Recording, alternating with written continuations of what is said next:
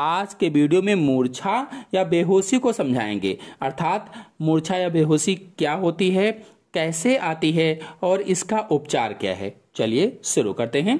जब किसी कारणवश स्नायु संस्थान में रक्त का प्रवाह कम होने या रुकने पर श्वास क्रिया में कोई रुकावट आ जाती है तो मस्तिष्क प्रभावित होकर अपना कार्य बंद कर देता है। कहने का मतलब ये है कि कोई भी कारण हो, उस कारण में स्नायु संस्थान में जो रक्त प्रवाह होता है, जो ब्लड सर्कुलेशन होता है, अगर वो कम हो गया है या फिर रुक गया है तो कम होने या ब्लड सर्कुलेशन के रुकने पर जो श्वास क्रिया होती है, जो श्वसन की क्रिया है, उसमें कोई रुकावट आ जाती है। रुकावट आने से जो हमारा मस्तिष्क है, ब्रेन है, वो प्रभावित हो जाता है और प्रभावित होने से अपना कार्य बंद कर देता है। इस स्थिति में मनुष्य संज्ञा शून्य हो जाता है, यानी कि मनुष्य को कुछ भी समझ में नहीं आता कि क्या है क्या नहीं है, बिल्कुल शून्य हो जाता है, या कहिए कि उसको मूर्छा आ जाती है या उसको बेहोशी आ जाती है। मतलब जब शून्य हो जाता है तो उसके सुनने समझने की शक्ति क्षीण हो जाती है और वह मूर्छित या बेहोश हो जाता है। यानी इसी दशा को मूर्छित होना या बेहोशी कहा जाता है। इस दशा में मस्तिष्क के अतिरिक्त अन्य अंग क्रियाशील रहते हैं, यानी मस्तिष्क के सुनने समझने की जो शक्ति होती है वो क्षीण हो जाती है, मस्तिष्क शून्य हो जाता है कह लीजिए। लेकिन जो अन्य अंग होते हैं वो क्रियाशील रहते हैं, एक्टिव रहते हैं। सांस भी चलती रहती है और हृदय की धड़कन चालू रहती है, जो हार्ट होता है वो भी चलता रहता है। नाड़ी भी चलती रहती है, हार्ट भी चलेगा, सांस भी चलेगी, नाड़ी भी चलती रहेगी, यानी अन्य अंग क्रियाशील रहेंगे। केवल जो मस्तिष्क है वो शून्य हो जाता है, जिससे बेहोशी या मूर्छा आती है। चलिए आपको बताते हैं कि मूर्छा या बेहोशी का उपचार क्या है। तो पहला है, रोगी को हवादार सुरक्षित स्थान पर लेटा दें। अगर किसी को मूर्छा आई है या बेहोशी हुई है तो उसको हवादार, जहां पर हवा जाती हो, ऐसे स्थान पर लेटा देना चाहिए।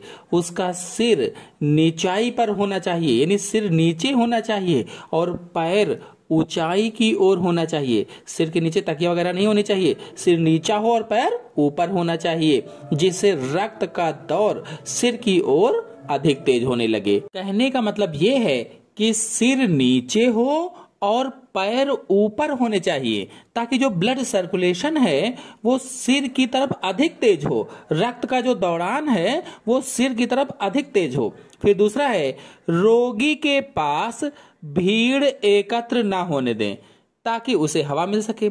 जो रोगी है, जिसको बेहोशी आई है, मूर्छा आई है, उसके पास बहुत ज्यादा लोग इकट्ठा ना हो, भीड़ ना इकट्ठा हो, ताकि उसको हवा पर्याप्त रूप से मिल सके। अगला है, रोगी के वस्त्र ढीले कर दीजिए। जो वस्त्र पहने हैं, जो शर्ट पहने हैं, जो भी कपड़े पहने हो, उसको ढीला कर दीजिए।